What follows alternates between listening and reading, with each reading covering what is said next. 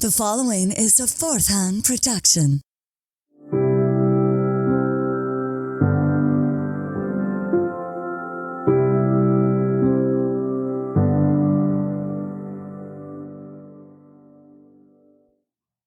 Hey everybody, welcome into Sad Times once again, and just to give you a little rundown if you haven't seen the show, just to kind of give you an idea of what the show's about.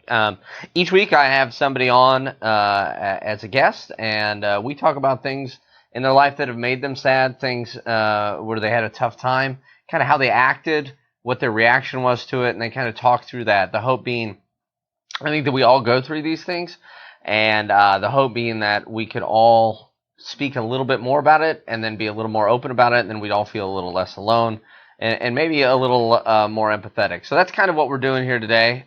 Today I have my good buddy, Jon. How you doing, Jon? Hello. Good to see you, man. Good to be here. So, Jon, I met you, 8 years ago? Yeah, that sounds right. No, even more, because it was in 2010 we were rehearsing. 10, 11, yeah. Yeah. We did a show together. We were in a fake band. Yeah. Called Samsara. Samsara. Yeah. We could play verse, chorus, verse. That's right. And so you are still an actor today, right? Correct. Yeah. Yeah. That's awesome. Thank you so much. Okay, where are you from? Originally from Dayton, Ohio. Okay. But around 94, 95, my family moved to Orlando, Florida. How old were you in 94, 95? 10, 11. 10, 11, okay. Were you upset when you had to move? I think initially, but our family was really tight, and we've always been really tight, so I think we just had my dad did sit us all down, we had a group conversation about it, so it was very much a family decision, and it all looked really good in paper, and it was Florida, and we were kids, so it sounded great. Yeah, well, right, Disney World. Did you go to Disney World a lot growing up? No, we did vacation, though, about a year before my father got an offer for a job down there, so I think we knew kind of what we were getting into, and he had us very involved with, like, the area, and I think he would have definitely reconsidered if we were like definitely against it, because nobody had left Ohio in my family bloodline for, I think, on your dad's side. Yeah, I think anybody. My dad was in his 40s, so we were the first ones to leave, and my whole family thought we were all coming back because like just nobody left our town. Have they been to Ohio? Since? No, I'm just joking. I mean, everybody wants to leave Ohio. So, okay, but when you were 10 or 11, did you have a lot of... I moved to my hometown when I was 4, right? So, I didn't have these bonds with people, but at 10 or 11, I had bonds with people. Yeah. Did you have some friends that you lost? I definitely had some best friends that I lost that I thought I was going to be devastated over, but, you grow up and it's okay. And I'm in contact with some, but I think I did my real growing and my real relationships once I got through... Probably into middle school, high school. High school is where I still have a lot of kind of lifelong. So a lot of friends, yeah. So it sounds like it was a pretty positive thing overall. That's pretty cool that your dad sat you guys down. Yeah. Talk about how close you guys, like you just said that you guys were always pretty close. What does that mean? We were just always included. Like me and my sister didn't know what babysitters were because we always were with our parents to do things. Like they were taking us to concerts when we were 7, 8 years old, musicals. We had movie nights and Really? Yeah. We never had babysitters. We might occasionally have gone to our grandparents or something, but like I think that might have subconsciously maybe hurt their relationship because I feel like they didn't do dates. But we got extremely tight and close as a family, like immediately, and they were really, really amazing about that. Are you older or your sister's older? I'm 2 years older than my sister. You're 2 years older. Okay. So I've always wanted to be an older sibling. Sorry. Keep working on it, Mom. But I'm not. So did you feel protective of her? I mean, from the moment that you could remember her being around? Absolutely. Even though she's way more of a tough badass than I will ever be. What do you mean? Well, we were both kind of jocks growing up, but once we got older into high school, she went full-on jock, and I went full-on theater. And not that that's like a stereotype, but then she also like got into hunting, and she's like... Hunting? Yeah, she's like a woods girl. Like she's a gator hunter in Orlando. Wait, literally hunts gators? Absolutely. They're overpopulated. There's a season. They don't do it for sport. But it's to help just not have them running everywhere. Yeah, they were overpopulated, and she does it like... Does she wrestle them? No. She just kind of... captures them. Yeah, but she hasn't done it in a while. Okay. But she's definitely like a woman of the woods, and I'm like, I'll camp for concerts, but she'll camp to like, she's definitely a woman of the land. I'm just like, not the same thing. Okay, right on. So, so when I was growing up, at least when I was young, I was kind of my mom's kid, and my sister was my dad's kid. Was there anything like that, or was it still this kind of democracy of all four of you? Democracy is not the word I want. No, good.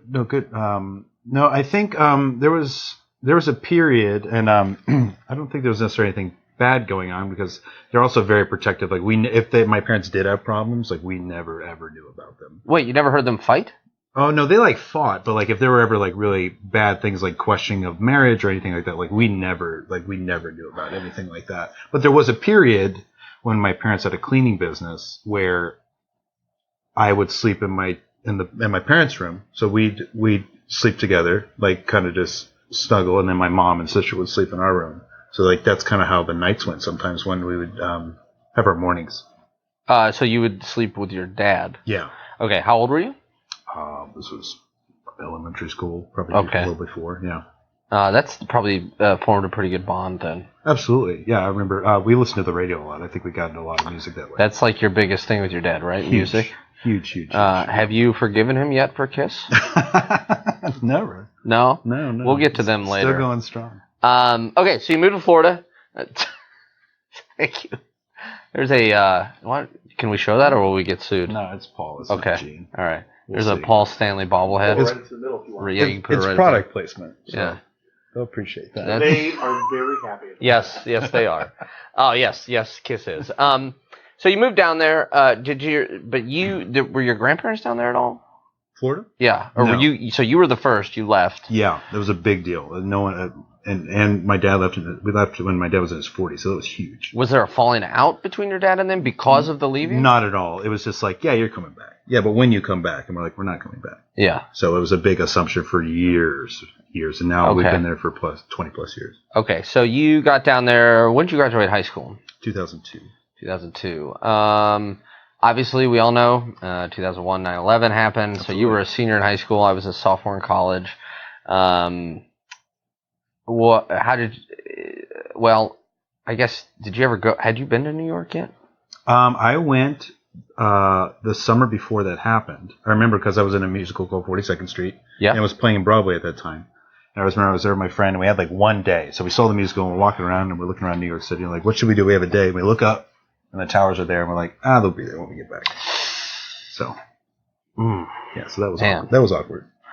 And when you guys were down in Florida, your dad was still talking with his parents and everything? Yeah. There was no like bad blood or bad vibe. It was interesting thing about sadness though. I was like crushed because my girlfriend had broken up with me before 9/11, and her birthday's on 9/11. Oh, so like I'm thinking about her on 9/11. Was that her 18th? No, she was 18th birthday. She was younger, so probably 16, 17. Yeah, so that was like I immediately felt awkward because like it immediately for the rest of your life might not be about you. Yeah, that's a rough day to have a birthday. Yeah. So what happened? What was going on in your family then? How was so your grandparents are up in Ohio. You guys are down in Florida. Were your parents fighting more? Or about the same? Not or they to my didn't? knowledge, there never was a lot of fighting. That's the thing. Like it's stuff I might have discovered later through conversations, but we never like saw anything. But I mean, it wasn't like anything like crazy, like abuse or anything like that. But I think there was financial struggles, which is like such a common story. It's not even like for them or for your family or. I think, to my knowledge, post 9/11, I think my grandparents had a lot of money invested in some private, like one or two private investors. And suppose, like I don't know the story verbatim. It's kind of gray, but apparently I think I think a lot of people did, but I think they lost a lot of investment after 9/11, and then I think that became kind of like the conversation of their lives, like kind of daily, when it was like this.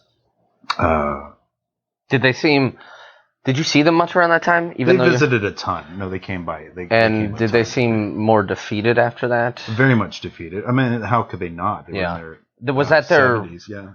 Were they both retired at that point? Did they have to go back and work? My grandfather was. My grandfather went back to work because he liked it. That's a strange thing. Is he okay? He's since passed. No. Okay, gotcha. No, but he was going back, at least to my knowledge. He was an electrician. He had been for his whole life. Gotcha. Been an electrician in World War II, and he eventually got his own business. And But supposedly, at least to our knowledge, he went back because he liked it. He disliked being around the factory and stuff. So, which completely makes sense from his generation and whatnot. Yeah. And did that have their financial troubles? Did that have an effect on your immediate family? I don't think so, not to my knowledge. But there was definitely, it was always just money was just always a conversation, always a conversation. And I think it might have subconsciously kind of got wired in my brain because I stress very much over money, and I very much get subconscious and anxious over financial situations. I think it represents me. So if I'm not like financially well, I think that dictates how people maybe invest their relationships in me or perceive you. Yeah, which might not be true at all, but like it's my subconscious. Do you feel like if you don't quote have any money, that they perceive you as lesser? Absolutely. People have not a ton of people. There was this one example when I remember I was trying to when I was like talking with a girl, and there was like I think there was another gentleman that was into her as well, and like one of his ploys was like, he's really bad with money, right? Like he said that to her? Yeah.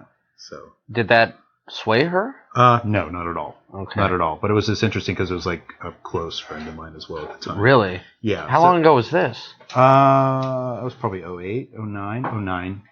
But it was were you living up here yet? Yeah, I was here. I got here. Here being Chicago. Sorry, Chicago, Illinois. Yeah. 2008, January, right at the beginning of 2008. Okay, you got here just a couple months after me. Yeah, 07, end of 07, 08. Yeah. So, but it didn't sway her. No. What do you mean bad with money? I'm not frugal. Everything, it's always just been kind of tight because I do impulsively. I don't have like a gambling addiction or something like that. You have a Dave Matthews Band concert addiction. A pinch. Yeah. A pinch. I don't travel. I don't follow the band. Well, you just did. Well, that's true. But you've seen them how many times? In 18 years? Yeah. 40. Okay, so that's just like a little over 2 a year. Yeah, and I'm very much a rookie still. Like some people. Yeah, some people are real. They're like, oh, it's my 300th show. Like, well, that's so much to say about that. But like, can't believe I laughed at that. Yeah, thank God somebody. Well, how much did. would you see Dylan if he toured every summer? I'd see him every time. Okay. Yeah, it's the same thing, right? I'm not saying that. No, I understand, but it's like I've seen him 9 times. But my friend has seen him like 26, 27 times. Yeah, but it's like Kiss. Like if they toured more, I would see them more. Yeah, I've seen them once. Well, that was enough. Okay, so do you think that the going back to your family, the loss of the money affected your parents' relationship? Like, were they? You didn't see them fight. Did you see them be affectionate towards each other? I mean, no. I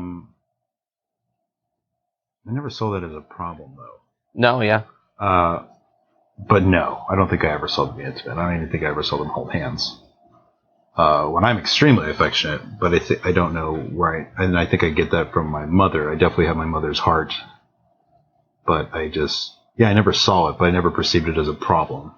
So, I don't know if that was like trickery or just the vibe of daily life. Okay, yeah. And a couple years later, 2005, your mom got sick, is that right? Yeah, 05, 06, okay. She got heart congestive failure, and that kind of changed the game big time because then she had to stop working. And then... so how does one treat that? It's kind of like a maintain, at least to my knowledge. She had an experimental surgery where she had somewhat of like an acorn mesh put around her heart that contained the size and prevented it from getting bigger. So... and that experimental surgery has since passed, so she doesn't have that anymore. So she's definitely been living off of meds, and but the thing about my mother is you would never know, and that's just like she just has a. How did you find out about it? I don't remember. She's just had it for so long, I don't even remember now. I know it was around Halloween, I think, 05, 06, I think, but it was just interesting because. Her condition, her disease, her heart probably works at between 10 and 17%. But that's it? Yeah, like apparently she shouldn't even be able to walk, but you would never know she even had a problem. Because it's just like, talk about mind over matter or whatever. So that's been psychologically really weird because she doesn't have an attitude that she's sick, so people don't always treat her with the attitude that she's sick. So the patterns and routines of like daily life sometimes aren't are just continued because nothing gets crazy until she gets like really sick. And I don't tend to panic until she panics. We very much have the same kind of... Was that your reaction when you first found out? Were you devastated? Like, what kind of reaction did you have? I very much am. I'd be a emotional mess if something happened, but I just kind of don't tend to panic unless she is. There was a really bad time where she got, what is it, Smoky Mountain Fever? What's the bad? She got a bad... I don't know what that is. She got a bad fever flu while traveling to Ohio one time from Florida, and she got put in the hospital. We thought it was a heart condition, and like to the point where I flew to see her from here. I think it was, yeah, it was definitely Chicago. And it was just me and her, and like I thought it was like bad. Like I thought it was bad, and then they're like, "Oh, yeah." Go ahead. No, and they're like, "Oh, you're fine." And then they gave her something, and then she was fine. But like it was like uncontrollable sobbing. Like she's like, "This is it." And then it was just like, "Oh, you just got sick on a road trip." You were both uncontrollably sobbing, or just you? I was, because she was so... Was she out of it? She was so out of it, yeah, in such really bad shape. Where was your sister and father? They were in Florida. They were already there, okay. I think there was like a financial struggle to get there, and I was in Chicago, so I think I took a bus or something. I think I took a mega bus or something. Okay. But that was huge. What kind of thoughts... I think a lot... Well, I think about what it's going to be like to lose a parent. I have friends who've lost their parents, obviously. What kind of thoughts did you have when you were, sounds like, pretty sure that this could be it? The only thing that scares me about my parents passing, outside of, like, I have a daily relationship with my mother. Like, we still text each other good night. We still text each other good morning. Absolutely, yeah. It's a routine. It's just how it goes. Okay. Even if she forgets, she'll wake up and I'll get a 2 a.m. text just so she did it. It's just like this. Does she do that with your sister as well? Oh yeah, absolutely. And your sister she tries to. Does she also do the same routine?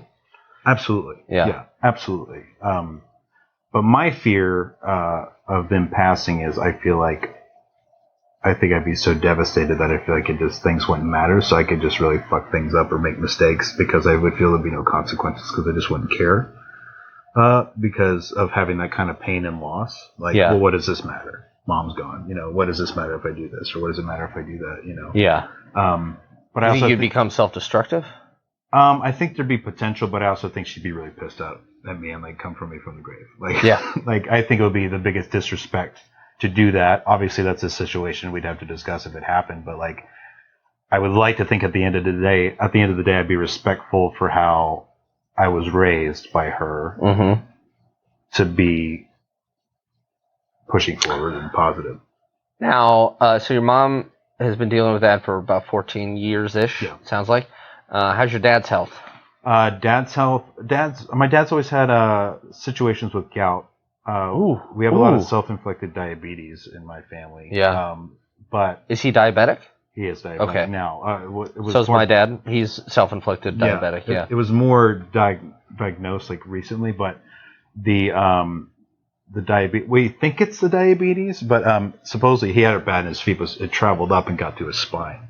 And then when it got to his spine, he had some surgeries that could have put him out. So that kind of came out of nowhere. And then he was on kind of like death's table for a while, where we were flying to Florida being like, you need to be here because this could be it. And then that put him out of a job.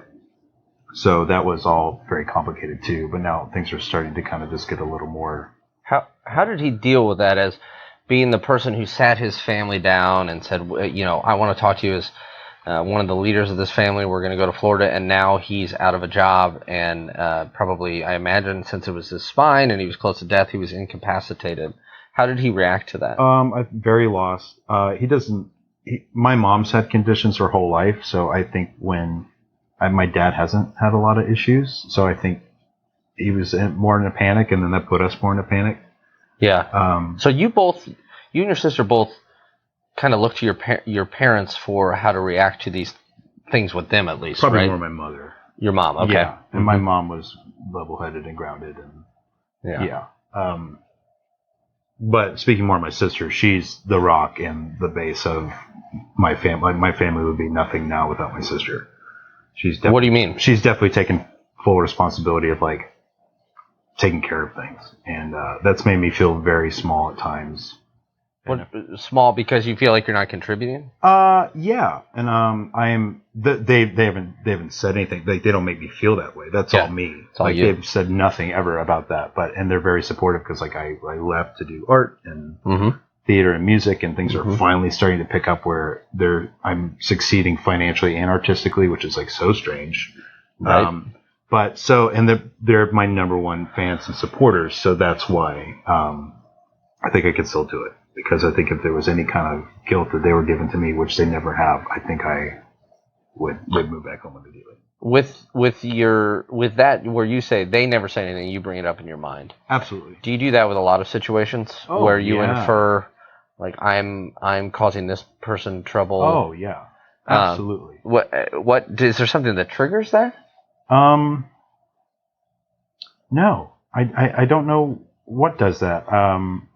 I could be very dramatic, absolutely, but I don't know what started that. Yeah, I'm not sure. Do you ever feel like it's a control mechanism? I think it can be because I step away and go, oh, yeah. I think I can definitely dive deep. I don't think I've done anything inflicting to myself where I did any kind of damage mentally or physically, but I could definitely get in like just super sad places, and probably for no reason if I just kind of step back and I was like, oh, this is a situation and not a life problem. Yeah. So it's something that maybe you spun up in your head, and it is. Oh, it is totally. How long does it usually? Well, I guess had you always realized that's what it is, or did you have to go through it a number of times? Meaning a manufactured crisis in your mind, where you have your own created world where you're worried about something. I think I've only really done that in relationships. I don't think I've really done that in any other scenario. Like jealousy type stuff, or when you say like you mean romantic relationships? Yeah, head games, which 99% of the time aren't happening. But then sometimes I've had the head games, and then the head games have been right. So maybe I'm relying so much on those one or two situations where the impulse or the idea or the theory was correct. Right. And it's so right, and you're just like, ugh. And it just like rips your heart out. It's like I once wrote a poem called Hypochondriac. Thank you. Called Hypochondriac, and all it was a list of everything that I've ever been afraid of, and then the last line was, I was right about the kidney stone, I'll be right again. So it's the same type of thing, but the fallacy in that logic is so apparent, right? Yeah. My therapist and I always talk about when I say, well, what if this is going to happen? What if that? And the first thing she always says is, well, you'll deal with it. Yeah. Which is endlessly frustrating. I take my copay back. Yeah. But I have to Venmo for this? Yeah. This? For that shit? And then the second thing she says, what is the % chance that that's going to happen? Yeah. And she makes me say a number. And I'll be like, I don't know, 0.0004. Rude. Yeah. But do you know what I mean? So no, 100%. To say like, well, it happened that one time, so now with this new girl, I'm right this time, maybe. I will say I don't. To my knowledge, you probably have to talk to my partners, but I kind of go in still very open-hearted and open-minded. I definitely have baggage. We all do, but like I very much come in like I'm still very. I'm not checked out, which I think a lot of people can be after they've just been. You're not cynical about it. Not yet. Working on it. Working on. I should be. Work harder for fuck's sake. No, I just I don't think, and again, I'm speaking from my perspective of the relationship, that I think I give a lot of credit before it's earned to your partner immediately. Yeah. Do you put them on pedestals? Absolutely. I think they, in a sense, they should be, because you're choosing something. Someone. Excuse me. You're making a choice. There's that perspective that I used to think too when I was so young. So it's like, you just don't find people attractive anymore. You don't love other things or have feelings for. This is like a young me. Yeah. So like you are actively choosing to be exclusive with someone. So I think in a form, and not an obsessive way or a trophy way, but they need to be something a little more above, or I don't think it's worth it. Again, that's my opinion. Do you subjugate yourself to them in that placing them on a pedestal, do you think? Possibly, yeah. I definitely mold to my relationships. For sure, if that makes sense. Explain a little more about what do you mean by that? Patterns, schedules, potentially lifestyles. I've gotten into food. I've gotten into different cultures. I've gotten into, which I feel like you do. Yeah. But I have found respect for different types of art forms, just things I'm just not around. But like, I'm kind of like, I can go to a ball game, I can go to the ballet. Like, I don't do anything to put up with my partner. I do it because I'm just genuinely interested. Like, and what they're interested in. Yeah, you want to go do, you want to go do claymation films. Let's go do like, that's a terrible example. Claymation films? I've just never done it. You date some weird people. It's a long process. Yeah, it's like Parks and Rec. Ooh, thank you. Or Ghost, although that was pottery. See, I think I was thinking pottery. Yeah. But we want claymation. And now I'm thinking about Clayface from Batman. Oh, okay. I'll allow it. I don't know what that is. Well, that's a shame because he was great. Yeah. Oh, all right, Brent. Clayface needs to be in a movie. Clayface is a villain? Is a villain in Batman? Oh, it's great. It's all cosmetic. Oh. Love yourself. Okay. He was very sad. Yeah, well, the Joker's real sad. Well, the Joker's just fucked up. Clayface would be a great sad times. Should we get Clayface on, Brent? We need to do Clayface's, whoever that, I feel terrible, whoever Clayface is. Yeah. Bring him on. So, sorry, going back to relationships, how do you connect with your partner? What's the main way you connect? You said that you like to go to baseball, like if let's say they like baseball or ballet. What do you mean by connect? Like initial? What's the most important connection for you when you start a relationship? If I'm telling the truth. Yes. You'll be the first one on this show. Just kidding. This is not everything, but I think at the end of the day, it's extremely. I don't know how I want to say this because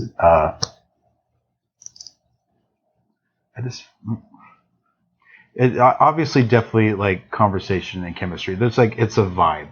There was a conversation that I had in a relationship that did not work when I said there's not a vibe here, and they're like, I don't know what you mean by vibe, and I said that means we don't have a vibe, and I've had very short, intimate relationships with people that lasted a day, and I've had very long relationships that lasted years when that was an undiscussed thing that was happening because we understood what a vibe was. And that's not the same thing every time, but you just see each other and it just works. Yeah. Whether it works for a day and just floats away like in a positive light, or it lasts for weeks, months, years. But it's not something you can explain. It's just something you're like, yeah, that's that. Do you ever think that when you're in a relationship and you're not feeling the vibe, like some people say, I'll start a book, I'll give it 50 pages, and if I don't like it after 50 pages, I'm going to turn it down. Do you have like a timeline to say, if I don't feel the vibe by, because you just said one day, like how long would you allow for a vibe to gestate? Yeah, no, I think initial interest and spark is important. Yeah. I don't think that has to last every day, yeah, but I think that has to be there. However, one of the best relationships I've ever been in, we had an incredible first date. We had a terrible second date. Yeah. And we had an amazing third date. And that's when we're like...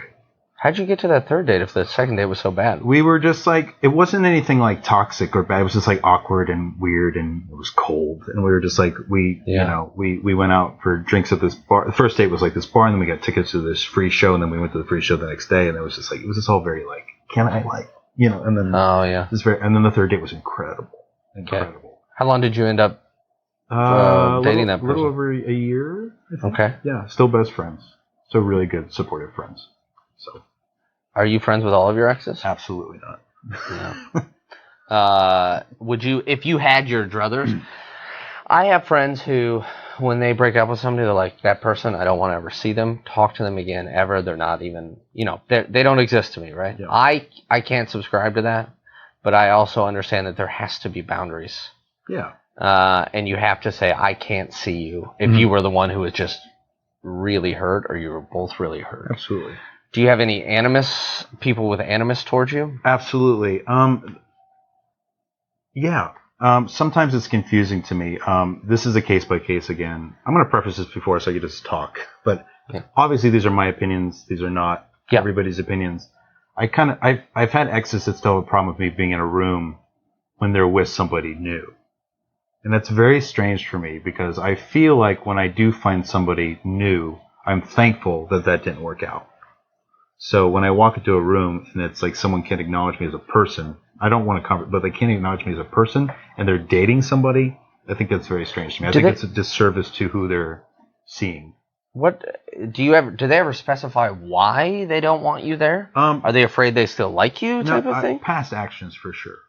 Fighting and it's past, and there's been times where I never want to see someone again, or I feel awful, or I'm devastated, or super pissed, and then you feel really weird about it years later. We're like, hey, what's up? Yeah. I remember my high school sweetheart. Like, it was just like bad, and then we're just like, hey, like that was silly. When you get older. Going to Chicago. Yeah, but there's some people. It's been 10+ years, and they won't acknowledge me if we're in a room together. And it's super strange to me. Do you feel guilty about that? Absolutely. Shame? No, it's just silly. It feels very. It just feels very childish, and it feels childish because I've done that as well. Like, there's a lot of things that I've done, but when that much time has passed, and that at that point we have both been through multiple relationships. Yeah. It just seems kind of silly. Yeah. But again, that's a case by case, and I don't know their journey, and they don't know mine, and because we're not talking. Right. But it's just, I always thought that was just kind of silly. I just feel like if I was in a room with my current girlfriend, and I was just like went white, or like can't be around them. I'm not talking about like if someone beat the shit out of you, or if someone like scared did something like that. Like that's I feel like a completely valid different story. But like this wasn't the case. But you've had some pretty in knowing you, you've had some really intense emotional connections with people. Yeah, it's just kind of how I roll. Someone, I kind of got mad at somebody. I was really upset that an ex of mine has nothing to do with me, and there was no bad blood. It was in a bad breakup. Nothing toxic. It was sad, but like there was nothing like devastatingly bad about it. And then for about the next 6 months to a year, we were really good friends, I thought. And then when she got in a relationship, she just disappeared. And she stopped talking to you. Yeah, to the point where I was under the impression that she was around because she wanted to be around me. I was like, this is going to change when you find someone, And she's like, no, it won't, to the point of like tears and crying and all this stuff. And then she got someone, and then she acknowledged that she had met someone, and then nothing. She would like respond to like a technical question because like I had to get mail or I had to get something. Yeah. But like it was never like a casual like, hey, did you see that movie? Or hey, I saw so and so, thought of you. Like nothing. Did that hurt you? Oh, it was devastating. But now people perceive that as me missing her to want to be back with her, and that's the farthest from the truth. But you had a good friendship with her. Yeah, it was something that was just pulled out of my life. And like we would like we weren't in constant connection, but like we'd shoot a text, or we'd have a quick conversation, or there'd be like a Facebook like something where it's like, oh, I'm acknowledging, like a Facebook like, or just like acknowledge, like Instagram. the bullshit we do, where you see a like and you put all the value in it. You're like, oh, I'm good for 24 hours. The dopamine. Yeah, absolutely. But like even when you see that disappear, you're just like, wow, we're just like, why? Like this, I'm happy for you. This is great. And of course you are. Like when she started to kind of go dark, it was like she met somebody, and that's great, super great. But it was just like I wasn't trying to steal you. There was never any awkward physical like mess ups, where you make mistakes and you sleep. Like there was none of that. It was just like we just did the common things together, which probably made it harder. There wasn't a big physical relationship in that relationship, so I thought maybe that would take a lot of the miss. I don't know if you've been in just physical relationships where they were very unhealthy when you were broken up.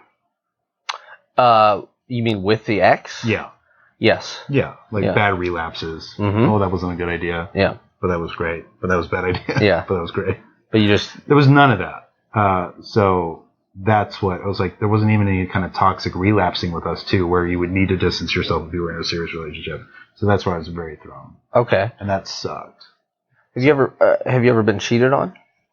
Yes. And instead of I've been cheated on to my knowledge twice, and instead of taking a high road, I think I put myself in situations that I thought I couldn't be forgiven for. AKA, I cheated either emotionally or physically.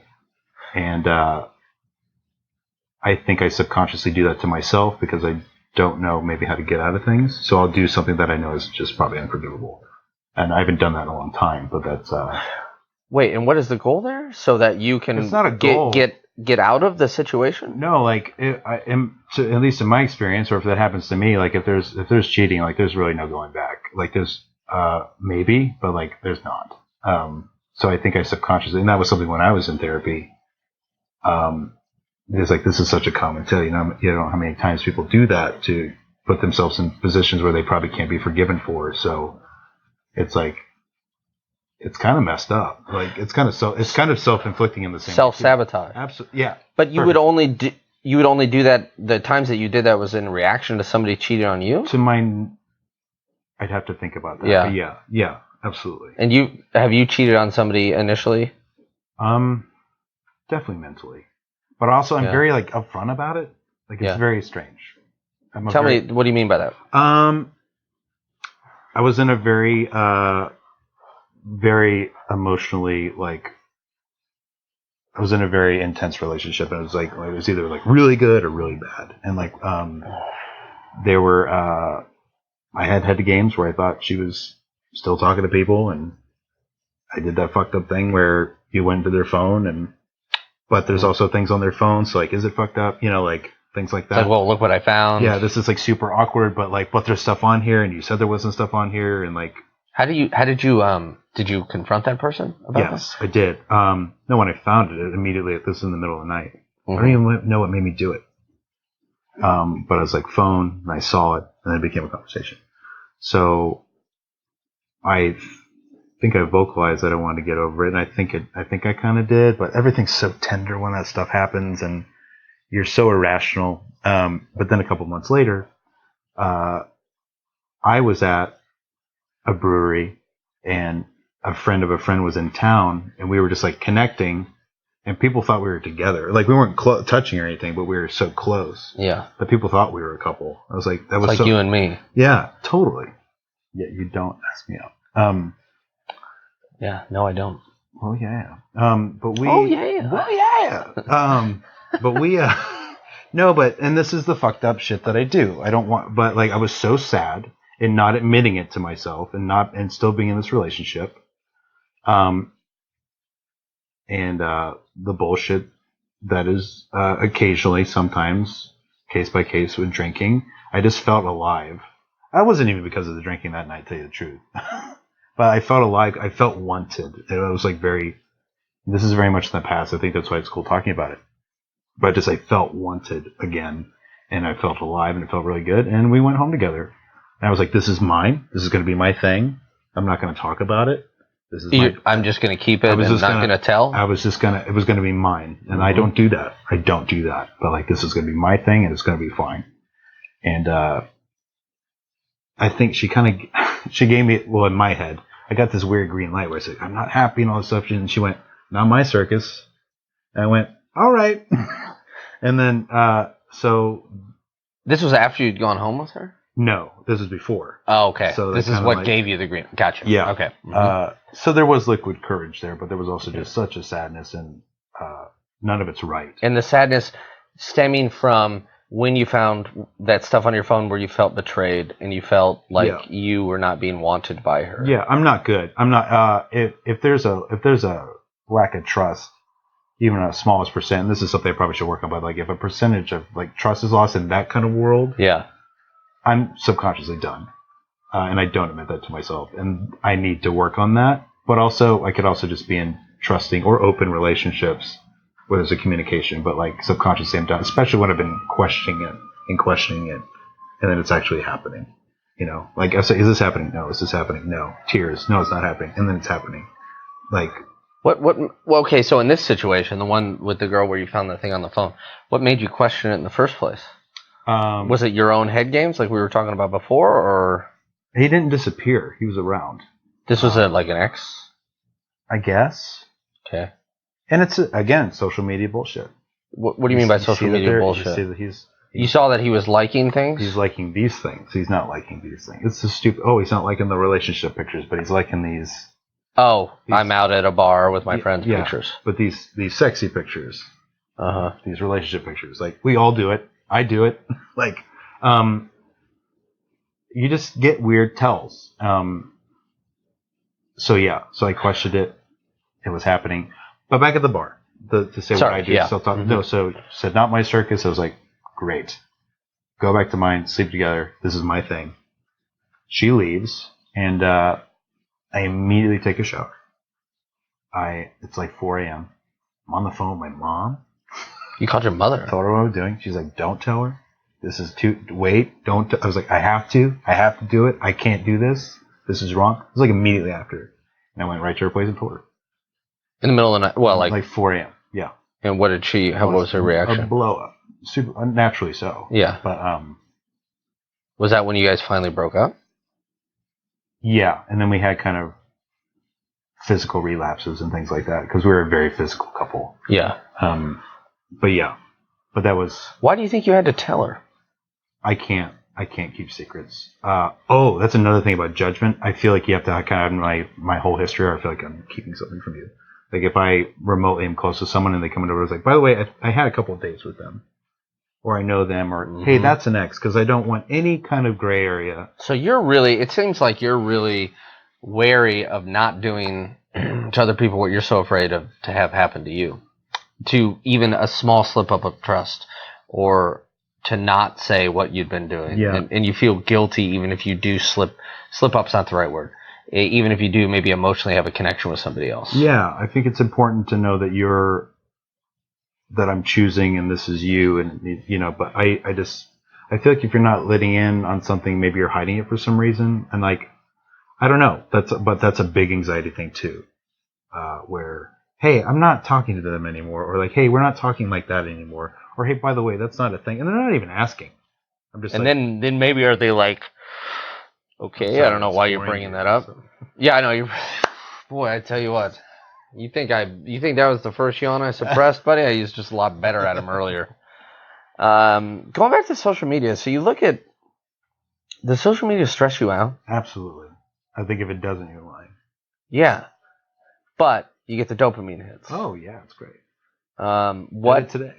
Did it today? You got some hits today? No, just like the biggest toxic social media thing, in my opinion, right now is the Instagram stories. Now, why are they toxic? I don't really know what those are. Instagram stories. Facebook has stories as well. Okay, I've seen a few of those. Okay, so stories can be seen by people who don't follow you or like you.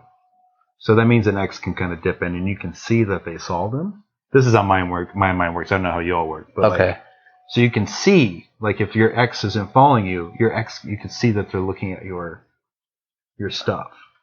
So if you posted a story, you can go and look and say, did person X? Yeah, and I've done that as well. That's the thing. So it's just like, But then do you feel really defeated if you really want person X to be there looking? 100%. And they're not looking? You're like, well, I just made the story for you. Yeah, not even that. It could be about posting about the sky. But like, what? Why aren't you looking at this? Yeah. You have access. So then you don't know if they're going through periods of missing you, or they're bored, or if they're genuinely like wanting to be back in your life. It's all irrelevant. So stupid. I took a break from social media for a couple months. It was like the greatest month of my life.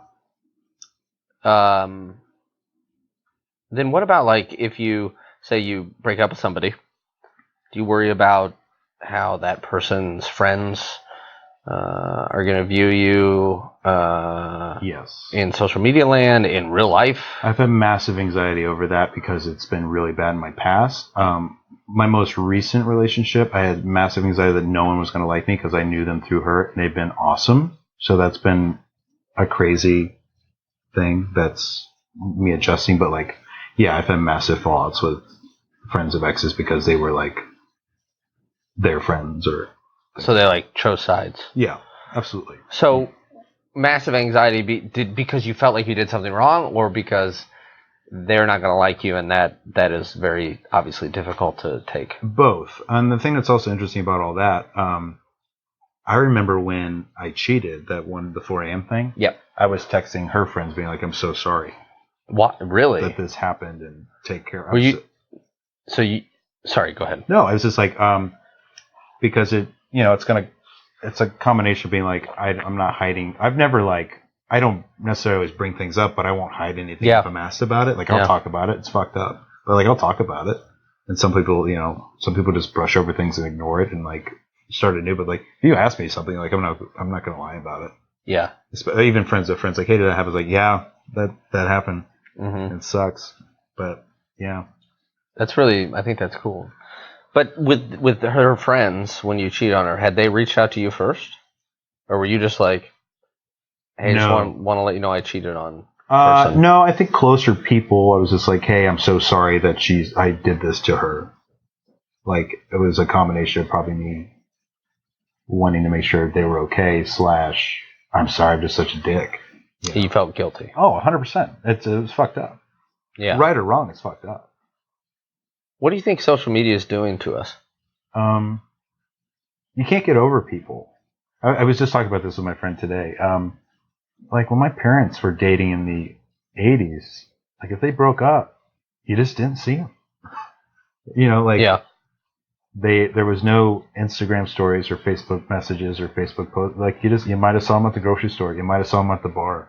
You might have saw them at the mall. But, like, you didn't see people. Yeah. Unless, like, we were in, like, small town people. So, like, I think you just had an opportunity to really get over someone or really kind of think on things to see if you want to do something to mend. There's also a constant option. It's online dating, and I'm guilty of it too. Something doesn't work out, you just go right back on and find somebody else. And like, that's not necessarily not real, but like, I don't think we have time to process. And I'm a serial monogamous, at least I used to be. Yeah. So like, I've had steady girlfriends since I was like 15. And you're 36, 35? 35, and 35. This is the longest I think I've been single. Yeah. I'm not good at casual. I'm trying to be. Just. But like, I'm not good at it. And I don't want to be good at it, because if there's a good connection, I want to see you again. So, yeah, I don't like it. What about when you actually find somebody that you like, right? And you have a connection with them, but then you're kind of like, well, maybe I don't want this to be a relationship, but that person very much does. That's super hard. That's recently happened as well. Logistically, I think it was another thing too, like not living in the same places, like things like that. But as long as not, I just dive really deep, really fast. So I don't want to say it gives the wrong impression, but like, it doesn't necessarily allow me to be fair. It's not fair, but it's also like, I feel like that won't be like that when it like is correct with someone. So when you say you dive really deep, really fast, and maybe that's not fair, like you want that emotional connection right away, but then maybe after a few weeks or however long it is, you're like, oh, okay, maybe this isn't the person I want to be in a relationship with, and then they've already committed pretty hard to it. Yeah. Okay. Or my old school self, or sometimes still now when I'm like down in the dumps or just sad, I'll chase, I'll curate, I'll keep trying to like, this is me, I'm great. And like new people or just people you knew before? A lot of people in my past were just like me, or I talk and we talk and we talk and nothing, and I just keep trying and trying and trying. I'm doing this. So when they finally get there, and we're finally, I think I'm going like that. You're like, oh, again, the chase is over? No, I don't even think it's the love of the chase. It was just like the work. You're like, wait, this isn't about us. This is about, now they like me because I like worked for them as opposed to us working together. I just want so desperately for some people to like me, and like it just like wasn't happening. And then maybe they come around, and then it'd be like kind of gone in a way. Like you would be like, well, I'm not as interested anymore. Is that what you mean by not gone? Even necessarily interested. It was just like I would realize like, wait, I've just been fighting to attain this person who really wasn't interested. Yeah. So that sucks. Then you're like, I feel like, oh no, you're here because I convinced you. That's at least what I feel like. It's not necessarily the truth, but everybody's got their own process to how long they take, I think, to fall or to get over. So yeah, and I've definitely been in things where I got in way too fast after relationships, for sure. But it doesn't make the relationship that I eventually got into any less, I think, honest. But yeah, so I kind of don't know where I lie, and it's even more confusing now because I'm traveling so much. Yeah, so you're traveling a lot, and you're an artist, mainly an actor, but you're also a musician. Yeah. Well, actually, I think you're mainly both. Yeah. Yeah. You're a songwriter. Mm-hmm. You just created an album, right? Yeah. Tell me about the theme of the album and why you created the album and kind of what it means to you. I've never done a record. I've done one, but I've never done a record that was just purely mine. I GoFunded me the money to get it. I went in a legit studio with an engineer. It was my gig. They did what they wanted. They did what I wanted. I did the process, and I've never done that. I've always been in bands or collaborations or bedroom records, like home studios, which is all great. But it's like I've never just done like a record. I commissioned an album cover. But bottom line, I wanted to put out a record that pretty much has a lot of the most important songs I've ever written so far. So from high school to now.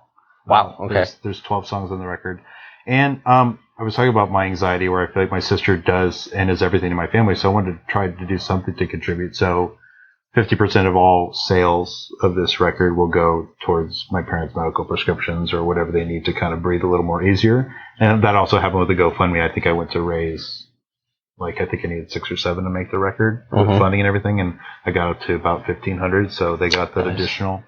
And wow, also, that's great. Yeah, and records don't sell these days. No. So that might motivate people to kind of put a little more into it. How can people buy it?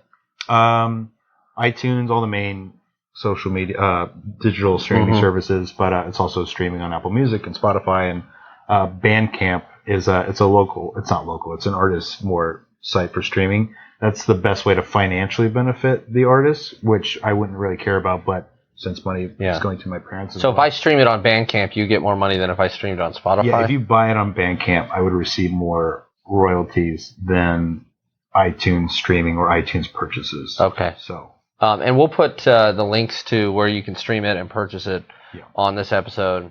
Look down. Okay. I've heard the record. I really like it a lot. You're one of the first people. Really? Yeah. Wow.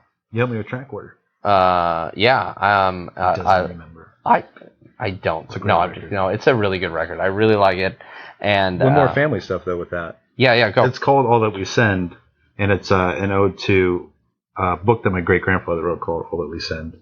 It's got a lot of the same fonts and color schemes and everything. But also one of the songs is based off of a love letter that my grandfather wrote to my grandmother. And I love that song that he wrote in a hotel room. Yeah, he was traveling. It's called Little Washington, Pennsylvania, in 1977. It was literally from a letter he wrote her while he was just alone and lonely in a hotel. They've been married for 20 plus years at that point. And he's still writing these just like, I love you and I miss you. And I'm sorry that you're stressed and I want to be with you and I can't sleep and I'm watching love films and it's making me miss you. Yeah. And you're just like, oh. And it's just I literally just did a couple things to rhyme scheme it, but was just him. It was so cool. And he got a writing credit, which was really cool. And it's sad that he can't. He's no longer. Yeah. But it's was still this so cool. Your dad's parents? The same one we were talking about? And now is your dad's mom she's still around? She's our one grandparent that's still kicking ass. Awesome. Yeah. Last question I have for you. Yeah. And this is a somewhat serious question. What's the saddest thing? What has made you the saddest about Kiss? Because you are a giant Kiss fan. The saddest thing about Kiss? I had a happy sadness when I saw them. I've cried when I've seen them. How many times have you seen them? 7 or 8. You saw them first in '92, right? Revenge Tour. Revenge Tour, yeah. I know that. Oh, yeah. Live 3 was basically. Yeah, I got that from the library and didn't listen to it. So. With all of our downfalls. Yeah. Well. I remember. I thought we weren't going to see them. I remember the reunion tour got announced when they put the makeup on. Yeah. Peter came back, and I was under the impression that we were not going to get to go. And I sobbed for hours in my room. This was probably 7th grade. Like you actually were crying. Big time. And it was because they put the makeup back. I was like, it was all happening. I was like, just saw it. And we went. All 4 of you? Just me and my dad. Yeah. My whole family went to the reunion tour. The farewell tour. The first farewell tour. The farewell tour that was in 2000? The original, the one you saw. Yeah, the one that I worked at the SIU Arena. The original farewell tour. That's what they're saying now, so they can still make money at this last tour. Yeah. But now my dad, my uncle, and myself are seeing their actual farewell tour at the end of August. You think you guys will all cry? For one reason or the other. Yeah. Heat. Travel. Skyline Chili. Oh, so you're going to see it in Ohio? We're absolutely. Yeah. Okay. Yeah, we all started there. We all got in there. So. Tell the folks one Kiss song to listen to. Genuinely should listen to.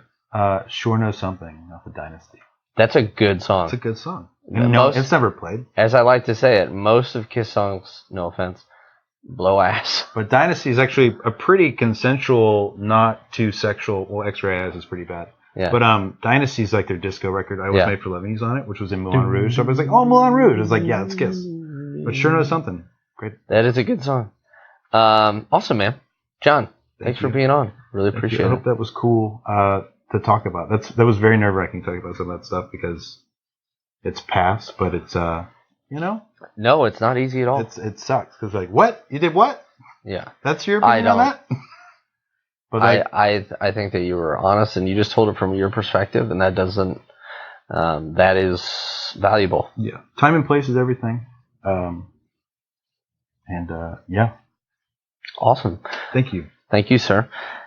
We'll be back soon. As I keep saying, we're going to have more announcements soon, and we will. We do have a YouTube channel, which we will plug, and then as a reminder, please check out Jon's record. We will have the links under this, what you're watching now. Give it a stream, give it a buy. Again, half of the proceeds go to help his parents with any of their medical expenses, and he'll be on the road, and so that would be awesome if you could support Jon. Thanks everybody for watching. We'll be back soon, and we'll see you. Yeah. Are there credits to this show? Not At really. the end? No. Okay, well, then the beginning of the show, just turn it down and put mute. And Blake kisses "I'm Just a Boy" as the show. I don't want to be sued. I think you'll get a whole. I don't want to be sued. No, I'm asking them to play it on their own. Oh, at home. So at home, like they're listening to like. I feel like the journey's way more. Yeah. Going in fact, anytime that I talk, just play "I'm Just a Boy" and just that's what's coming out of my mouth, because what I'm saying doesn't matter, but that matters. All right, man. Thank you. Thanks, guys. See you soon.